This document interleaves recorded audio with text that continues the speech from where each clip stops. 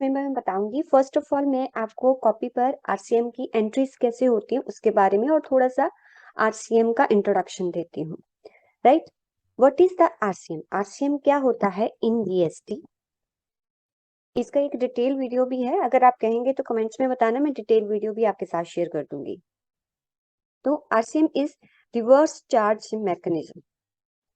जैसे कि मैंने आपको प्रीवियस क्लासेस में बताया था कि जीएसटी में एक एनसीएम होता है, नॉर्मल चार्ज मैकेनिज्म, जहाँ इसको हम फॉरवर्ड चार्ज भी बोलते हैं, जिसमें क्या होता है कि जो सप्लायर होता है, सप्लायर वो ही जीएसटी का पेमेंट करता है।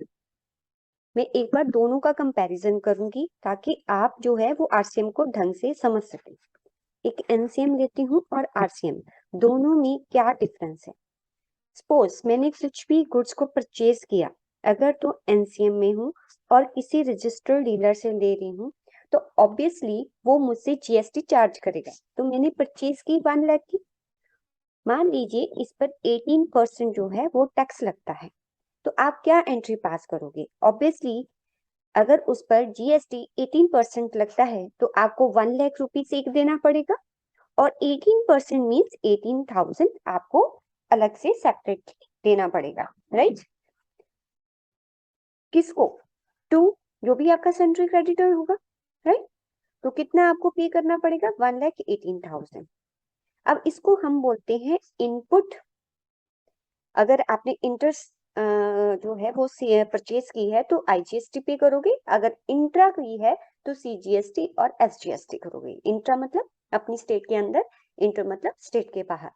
मान लीजिए कि मैंने इंट्रा करी है, स्टेट के अंदर ही करी है, तो मैं इनपुट सीजीएसटी लिखूंगी और इनपुट एसजीएसटी लिखूंगी। अगर आपको इसमें कोई भी डाउट हो तो इसके मेरे जो काफी एक्सप्लेन किए हुए हैं लेक्चर, वो मैं आपको प्रोवाइड कर दूंगी। राइट, एंट्री यही पास करोगे। अब जो इनपुट सीजीएसटी है और एसजीएसटी है, ये आपका ड्यूटीज एंड टैक्सेस होता है, और आपको पता है कि ड्यूटीज एंड टैक्सेस आपका लायबिलिटी होता है। बट यहाँ पर आप क्या कर रहे हो? जो भी लायबिलिटीज होती हैं एज पर अकाउंटिंग रूल, वो क्या होती है? क्रेडिट। यस, बट यहाँ पर आप इसको डेबिट कर रहे हो, तो बैलेंस शीट में डेबिट के प्लेस पे दिखेगा। राइट, अब आप क्या करोगे? आपने ये पे कर दिया, अब आपने जो परचेज किया है, बिकॉज आप बिजनेस कर रहे हो, तो आप इसको सेल करोगे। फॉर सिंप्लिसिटी सेक मैं ये 1 लाख में परचेज किया, 1 लाख में ही सेल कर देती हूँ। ठीक है, थोड़ा समझने में हमें इजी रहेगा। मान लीजिए मैंने सेल कर दिया, तो जब सेल कर दिया तो कोई सन्ड्री डेटर बनेगा मेरा, और टू क्या आएगी? सेल। अब मैं उससे सीजीएसटी चार्ज करूंगी। राइट, अब मैं उससे सीजीएसटी चार्ज करूंगी। तो मैंने कितने का सेल किया? सेल मान लो मैंने 1 लाख का बाय किया, मैंने 1 लाख में ही जो है वो सेल कर दिया, क्योंकि इसका एक्सपायरी पास में आने वाला था, तो मैंने कहा कि चलो रेट टू रेट निकाल देते हैं, लेकिन मैं जीएसटी तो लगाऊंगी इस पर। अब वो जीएसटी क्या मैं अपने पॉकेट से भरूंगी? नहीं, मैं अपने डेटर से चार्ज करूंगी।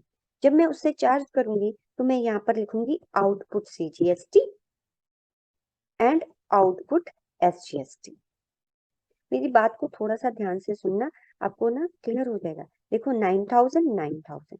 अब मेरी बात सुनो, ये भी ड्यूटी एंड टैक्सेस में ही आएगा, ड्यूटीज एंड टैक्सेस में ही आएगा। अभी आप जब बैलेंस शीट देख रहे थे, जब आप बैलेंस शीट देखोगे ना, जब आपने फर्स्ट एंट्री डाली होगी तो ये आपका डेबिट साइड दिखाएगा, जब आप ये एंट्री डालोगे ये क्रेडिट हो जाएगा। तो एक डेबिट हुआ ड्यूटीज एंड टैक्सेस कितने से? 18,000 से टोटल टोटल, और उतने से ही क्रेडिट हो गया, तो आपका ड्यूटी एंड टैक्सेस क्या हो जाएगा? नलिफाई हो जाएगा। अब आपको वहां जीरो दिखाई देगा। मैंने अपनी क्लास में बता रखा है, आप उस लेक्चर को रेफर करो। आगे देखिए, अभी मैनुअल बता रही हूँ मैं। जो आरसीएम है, आरसीएम मैं आपको टैली में भी बताऊंगी, पहले समझो। ये तो आपका हो गया एनसीएम का केस, अब आरसीएम समझो। आरसीएम में क्या होता है? आरसीएम में जो रिसिपिएंट होता है उसको पेमेंट करना पड़ता है टैक्स, मतलब सप्लायर को नहीं करेगा।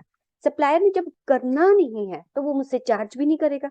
अब सेम परचेज में अनरजिस्टर्ड डीलर से कर रही हूँ, और वो गुड्स या सर्विस जो है, सपोज वो आरसीएम में आ रही है। आरसीएम में का मीनिंग ये होता है कि मान लीजिए ये आपका सप्लायर है, ठीक है, ये गुड्स दे रहा है, ये बहुत सारी गुड्स है, ये मुझे दे रहा है।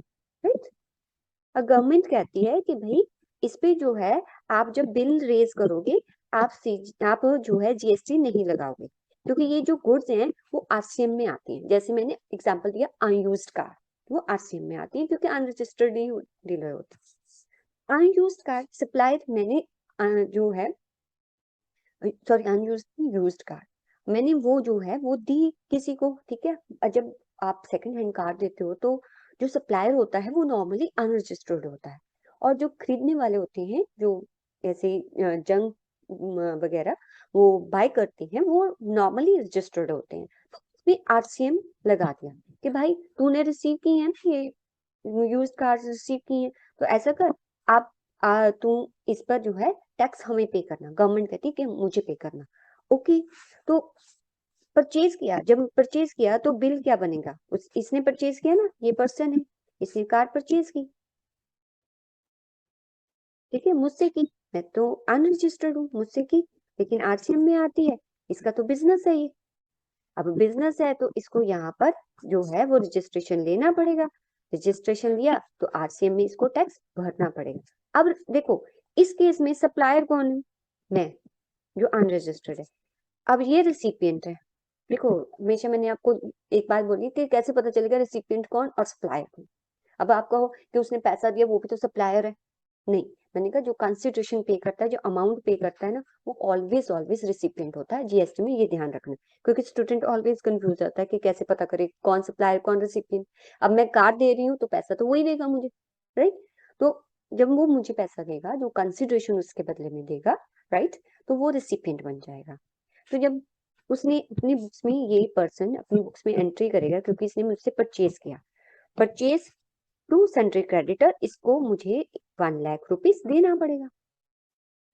देखो 1 लाख रुपीज तो ठीक है देना पड़ेगा, समझते हैं, पर यहाँ पर मुझे तो जीएसटी नहीं देगा क्योंकि मैं तो अनरजिस्टर्ड हूँ, तो जीएसटी लेकिन इसको देना है, जो कि आपका सेक्शन 9(4) और 9(5) बात करता है, सॉरी 9(3) और 9(4) बात करता है, उसके अंडर आपको देना पड़ेगा। 9(5) में कोई और देता है, वो यहाँ नहीं डिस्कस करें, ठीक है, जीएसटी एक्ट के अंडर। अब पे तो करना पड़ेगा, लेकिन ये तो एंट्री खत्म हो गई, पे कैसे करेगा। गवर्नमेंट कहती है अपनी पॉकेट से पे करो भाई। उसने कहा अच्छा मैं अपनी पॉकेट से पे करूं, ओके, तो अपनी पॉकेट से पे करूं तो मीन्स मुझे अपनी लाइबिलिटी पहले क्रिएट करनी पड़ेगी। गवर्नमेंट कहती है हाँ जी अपनी लाइबिलिटी क्रिएट करो। तो जब लाइबिलिटी क्रिएट करेंगे तो लाइबिलिटी मतलब ये देखो यहाँ पर ये लाइबिलिटी क्रिएट हो रही है ना, ठीक है, ये लाइबिलिटी क्रिएट हुई, पहले ये वाला पेमेंट जो 9,000 था, तो ये मैंने किसको दे दिया था, सप्लायर को, लेकिन अभी ये 9,000 मुझे ही पे करना पड़ेगा, मुझे ही पे करना पड़ेगा। मीन्स यहाँ पर आउटपुट जीएसटी तो बनाऊंगी, एस जीएसटी बनाऊंगी, मुझे ही पे करना है, तो ये लाइबिलिटी तो क्रिएट करनी ही पड़ेगी आपको। आपको कि ऊपर इनपुट कर दो, हाँ मैंने एक क्लास में आपको ऐसे सिखाया, बट इस क्लास में मैं थोड़ा डिफरेंट सिखाऊंगा। आप क्या करो, जितना गवर्नमेंट कहती आप परचेज पर मुझे पैसा दोगे उतना ही क्रेडिट बुक कर लेना। देखो यहाँ क्रेडिट बुक हुआ था ना, कि आईटीसी के टॉपिक में बताया, या क्रेडिट बुक हुआ था और इससे सेट ऑफ हो गया था, इस वाले से सेट ऑफ हो गया था। यहाँ क्रेडिट आप कैसे बुक करोगे, आप एक कर लो, आप tax on tax under RCM का एक लेजर बना लेना, क्योंकि गवर्नमेंट कहती मुझे, अब आप सप्लायर को ना देके मुझे पे कर दो, लेकिन इसका आप क्रेडिट ले सकते हो, तो मीन्स मेरा एक एसेट बन गया, तो ये आप एक एसेट बना लो, ऐसे एंट्री कर, ठीक है। इन दोनों को किस में लोगे, ड्यूटीज एंड टैक्सेस में, इसको किस में लेना, करंट एसेट में, ठीक है। तो जितने से लाइबिलिटी बनी उतने से एसेट बन गया, क्योंकि ये तो आपको पे करनी पड़ेगी।